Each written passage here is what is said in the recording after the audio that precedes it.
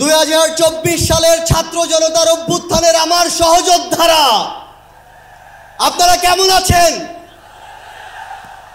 আমার সামনে আজ এই ইসলামী আন্দোলন বাংলাদেশের মহাসমাবেশে যে লক্ষ ছাত্র জনতার উপস্থিতি, তারাই ছিল আমাদের জুলাই অভ্যুত্থানের অন্যতম সহযোদ্ধা।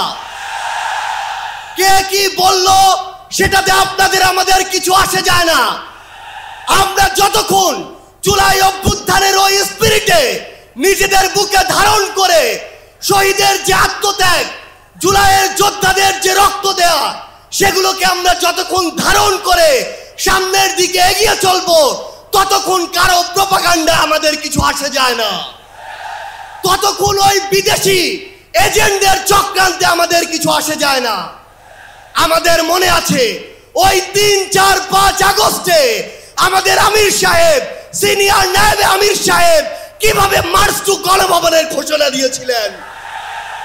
আমরা স্পষ্ট করে আপনাদেরকে একটা কথা বলি, এই 24 পরবর্তী বাংলাদেশে আমরা যারা অভ্যুত্থানের সহযোদ্ধা ছিলাম, আমরা যদি ঐক্যবদ্ধ থাকি, আগামীর বাংলাদেশে আর কোন ফ্যাসিস্ট কোন নামে কোন ব্যক্তিকে সামনে রেখে, কোন দলকে সামনে রেখে এই বাংলাদেশে দাঁড়াতে পারবে না। এখন জনগণের সামনে আমাদের দৃষ্টান্ত স্থাপন করতে হবে। আমরা আমাদের কাজের মাধ্যমে প্রত্যেকটি ক্ষেত্রে যেন সেই দৃষ্টান্ত স্থাপন করতে পারি। আজকে যখন আমি আসছিলাম, রাস্তার আশেপাশের প্রত্যেকটি মোড়ে আমার ইসলামী আন্দোলন বাংলাদেশের সহযোদ্ধারা ট্রাফিকিং এর কাজ করছে। এটাই হচ্ছে দৃষ্টান্ত যে আমরা কাজ করব, আমাদের রাজনৈতিক সমাবেশ করব, একই সাথে জনগণের যেন দুর্ভোগ না হয় সেটাও আমাদের মাথায় থাকবে। আমরা এর আগেও দেখেছি এই মাঠে প্রোগ্রাম হয়েছে, প্রোগ্রাম শেষ করে মাঠের প্রত্যেকটি ময়লাকে পরিষ্কার করা হয়েছে। এটাই হচ্ছে আগামীর বাংলাদেশের দৃষ্টান্ত যে আমাদের যারা সাময়িক যদি কোনো সমস্যা হয়, আমরা আবার ঐক্যবদ্ধভাবে সেই সমস্যার সমাধান করব। একটা জিনিস মনে রাখতে হবে, এই অভ্যুত্থানে আপনারা যখন ঢাকার গুরুত্বপূর্ণ পয়েন্টগুলো থেকে শুরু করে দেশের বিভিন্ন রণক্ষেত্রে অংশগ্রহণ করেছেন, আপনাদেরকে পাঞ্জাবি পায়জামা টুপি দেখে টার্গেট কিলিং করা হয়েছে। আমার মাদ্রাসার অসংখ্য ভাই এই টার্গেট কিলিং এর শিকার হয়েছেন। আগামীর বাংলাদেশে কেউ যেন কাউকে ট্যাগিং করে টার্গেট কিলিং এর শিকার না করতে পারে, সে বিষয়ে আমাদের ঐক্যবদ্ধ থাকতে হবে। আমরা সংস্কার বিচারকে সামনে রেখে আমাদের এই লড়াই করছি। আপনারা পিআর এর কথা বলেছেন, এই যে পিআর, আগামীর বাংলাদেশের সংসদে আমরা যদি আসলেই জনগণের প্রতিনিধিত্ব চাই, তাহলে আগামীতে এই পিআর নিয়ে আমাদের আরো জোরে সোরে ভাবতে হবে। আমরা আপনাদেরকে স্পষ্ট করে আমাদের জাতীয় নাগরিক পার্টি এনসিপির পক্ষ থেকে অঙ্গীকার করি, বাংলাদেশের প্রশ্নে, জনগণের প্রশ্নে আপনারা যদি ঐক্যবদ্ধ থাকেন, আপনাদের সাথে কাঁধে কাঁধ মিলিয়ে 24-এর মতো এনসিপি আবারও আগামীর বাংলাদেশে লড়াই করবে। আমাদের এই বাংলাদেশের 24-এর অভ্যুত্থানের স্পিরিটের প্রশ্নে, ওই খুনিদের বিচারের প্রশ্নে, রাষ্ট্রের সংস্কারের প্রশ্নে আমরা ঐক্যবদ্ধভাবে এগিয়ে যাব। আমরা যতদিন ঐক্যবদ্ধ থাকব, ততদিন এই বাংলাদেশে আর কোনো হাসিনা মাথা উঁচু করে দাঁড়াতে পারবে না। ইনশাআল্লাহ আপনাদের সাথে আমাদের আবারও দেখা হবে রাজপথের লড়াইয়ে অথবা বিজয়ে। ততদিন পর্যন্ত সত্যের সাথে থাকবেন, ন্যায়ের সাথে থাকবেন। যত বড় খুনি, যত বড় সাহসী, যত বড় নেতাই ফ্যাসিস্ট হয়ে ওঠার চেষ্টা করুক না কেন, আমরা ঐক্যবদ্ধভাবে তাদেরকে প্রতিহত করব ইনশাআল্লাহ। ইনকিলাব জিন্দাবাদ।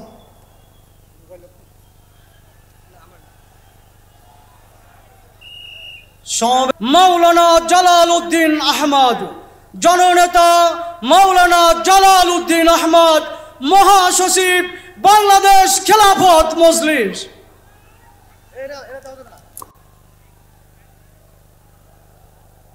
আসসালামু আলাইকুম ওয়া রাহমাতুল্লাহি ওয়া বারাকাতুহু। ইসলামী আন্দোলন বাংলাদেশ কর্তৃক আয়োজিত আজকের এই মহাসমুদ্রের সংগ্রামী সভাপতি, দুর্নীতি, দুঃশাসন, সন্ত্রাস ও মাদক মুক্ত একটি সক্রিয় সমৃদ্ধ কল্যাণ রাষ্ট্র প্রতিষ্ঠার রূপকার, ইসলামী আন্দোলনের সংগ্রামী আমির জনাব হযরত পীর সাহেব হুজুর চরমোনাই, মঞ্চে উপবিষ্ট আছেন বিভিন্ন দলের জাতীয় কেন্দ্রীয় নেতৃবৃন্দ, উপস্থিত ইসলামী আন্দোলন বাংলাদেশের বিভিন্ন পর্যায়ের নেতৃবৃন্দ, সারা দেশ থেকে আগত দেশপ্রেমিক ইমানদার ভাইরা আমার, আজকের এই মহাসমুদ্র প্রমাণ করে যে দেশের মানুষ একটা পরিবর্তন চায়, এদেশের মানুষ একটা দুর্নীতি দুঃশাসন মুক্ত একটি কল্যাণ রাষ্ট্র চায়। এদেশের মানুষ আর দুর্নীতিবাদ, চাঁদাবাদ, সন্ত্রাসী, টেন্ডারবাজ, দখলবাজদের ক্ষমতায় দেখতে চায় না। এই জন্যে আল্লাহ রসুল রহমত মেহেরবানিতে আজকে সকল ইসলামী দল এখানে একত্রিত হয়েছে এবং দেশপ্রেমিক অনেক দল এখানে একত্রিত হয়েছে।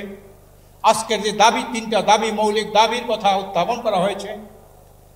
1 নম্বর হলো সংস্কার, 2 নম্বর হলো বিচার, 3 নম্বর হলো সংখ্যানুপাতিক নির্বাচন বা পিয়ার পদ্ধতি নির্বাচন। তিনটাই এদেশের গণদাবিতে আজকে পরিণত হয়েছে। সংস্কার ছাড়া দেশটা কোনোদিন ভালো হবে না, বিচার ছাড়া দুর্নীতি মুক্ত দেশ হবে না, পিয়ার পদ্ধতি ছাড়া শতভাগ জনমতের প্রতিফলন ঘটবে না। 53 বছর ইতিহাসে আমরা কি দেখেছি? নির্বাচন হয়েছে, ভুয়া নির্বাচন, দিনের পর রাতে হয়েছে, দামি নির্বাচন হয়েছে। এভাবে নির্বাচন হলে কোনোদিন জনমতের প্রতিফলন হবে না। এই জন্য আজকের এই তিনটা দাবি আজকের গণ দাবিতে পরিণত হয়েছে।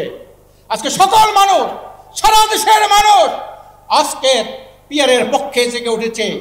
আজকের বাংলাদেশের একজন স্বনামধন্য প্রফেসর, হার্ভার্ড বিশ্ববিদ্যালয়ের প্রফেসর ডক্টর নজরুল ইসলাম সাহেব একটা অত্যন্ত গুরুত্বপূর্ণ বই লিখেছেন। এটা 24 এই 5ই আগস্টের পরে উনি এই বইটা লিখেছেন। তার নাম হলো আনুপাতিক নির্বাচন কি এবং কেন। এটার মধ্যে কেন উনি আনুপাতিক নির্বাচন চাই, উনি 10টা কারণের কথা উল্লেখ করেছেন। বিএনপিকে এই নির্বাচন মেনে নেওয়া উচিত।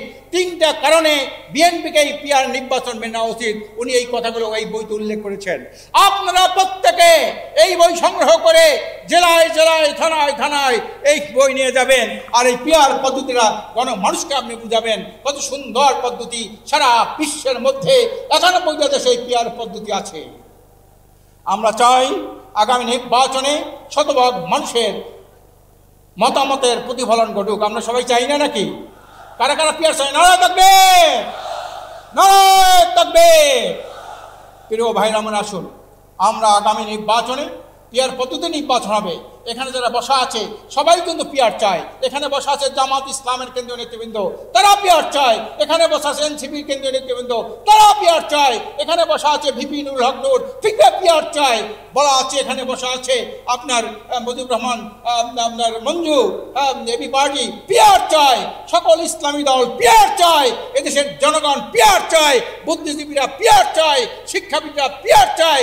আগামীতে পিয়ারেই নির্বাচন হবে, আর ভোট ডাকাতি করতে দেওয়া হবে না। এখন এই পিয়ারের দাবিতে আপনারা গ্রামে গঞ্জে ছড়িয়ে পড়ুন, এই বই নিয়ে পড়াশোনা করুন, বিলি করুন এবং এর মধ্যে গুরুত্বপূর্ণ বিষয়গুলি আপনারা লিফলেট করে বিলি করতে পারবেন।